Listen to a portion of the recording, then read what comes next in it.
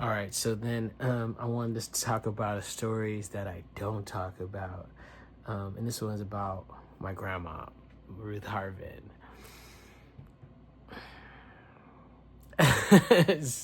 All right, so yeah, I don't talk about them because, you know what I mean? Like, I don't know.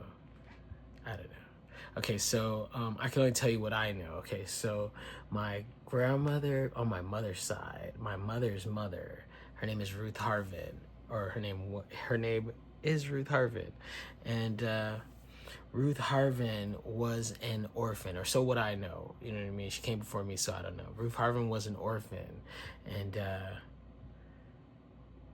the rumor was um, that Ruth's father was a white guy, and that um, he was not trying to have any black kids, and I don't know. I think it was like her mom was like a little. I don't know. You know what I'm saying? She's an orphan, and I guess she was sent from orphanage to orphanage to orphanage, and also. These are black stories, so I'm just telling you what I was told, and I'm gonna tell you how I was told to me. And now, like when I'm hearing it being retold in 2025, it gives me like I'm starting to. You have to like put pieces together to make it sense. But this is a story. So, she was sent to orphanage to orphanage and orphanage and orphanage and abandoned. I think that when they first found her, she was left alone in a room. And the rumor at that time was that my grandma is deaf in one ear and hard to hear in the other. And I always laugh about it because now where I'm from, that makes sense. But like, there's no clinical term for hard to hear in one ear. But so she's deaf in one ear and hard to hear in the other ear. And they thought that, and it could be I don't know, a wise tale, but they were saying that as a baby she was left in an abandoned place, and the earwigs went into her ear and laid eggs in her ear, and that's how she got deaf. But I don't know. It's just what we was told. By the time I got here, she was a grandma. So, all right. So, I guess she gets taken to a foster family or an orphan. Somehow my grandma ends up in a place where she gets she builds a street family, like a different family. So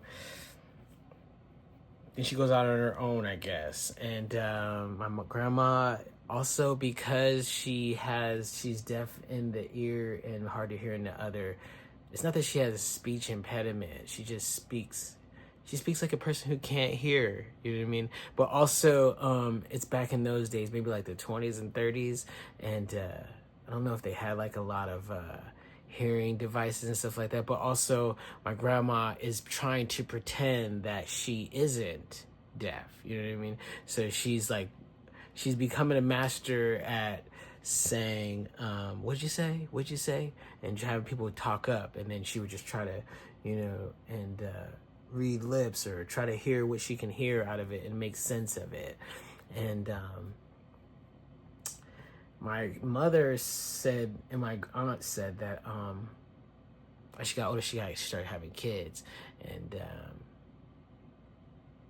it would be because she's deaf, just deaf. You know what I mean? So men would take advantage of her all the time. They would wait till she would get paid, and they would beat her up and take her money. She would like to party and hang out and, just have a good time. And when they all get drunk, they would beat her up and take her money and just leave her.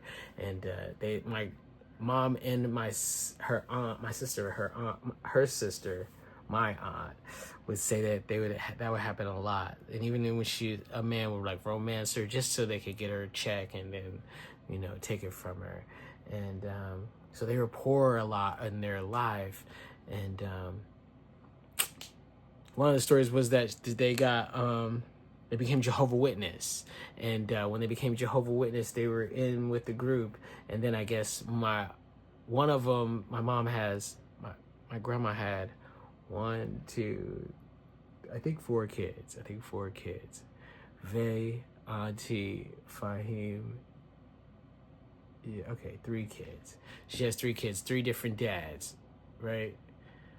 And they were having a birthday party. All of the dads left, so it's just, you know what I mean.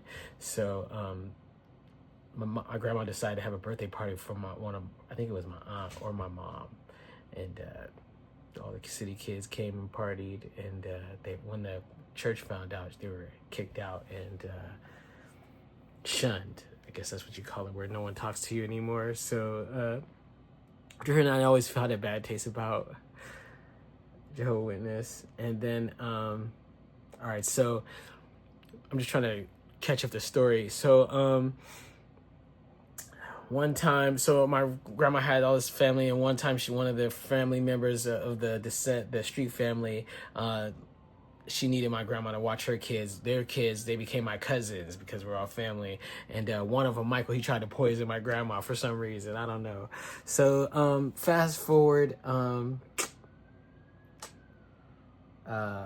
aunt was dating my uncle Richard, married my Uncle Richard. And my Uncle Richard had become a drug addict, but he used to play the drums for Grover Washington Jr. He's a good drummer. And he got on the dope. And then one day my aunt decided to leave him, and she went back to my grandma's house. And then she was hiding. So then she went out for a little while. When she went out, Richard, my uncle, came looking for her, and he was knocking on the door. And when he knocked on the door, my grandma can't hear it. My grandma couldn't hear it, and he kept banging on the door. So when she finally came to the door, when she was coming to the door, he just shot through the door. He shot at the door handle, and when he shot at the door handle, the other side, it shot the door, and then the other side of the door handle just went. And it went into my grandma's face. All the fragments of it went into his face and blew out. He came in the door. He's looking for my aunt. He's knocking all the shit. He drags my grandma up the stairs looking for her. Then he drags her back down the stairs. Then he drags her out into the front yard. And he's kicking her and stomping her. And he left because my aunt wasn't there. So then my grandma had a stroke after that. And she was paralyzed on this side of her body for the rest of her life. And it was just like, it was all of a sudden. They never even caught him, never once, you know what I mean? But, yeah. And we moved her up to Alaska. She stayed for a little while. I remember like one time I was alone with her, and she was telling me how good, I don't know if she knew who I was, but she was like, "You're such a good man." And I was like breaking down crying like, damn, grandma. Like, it broke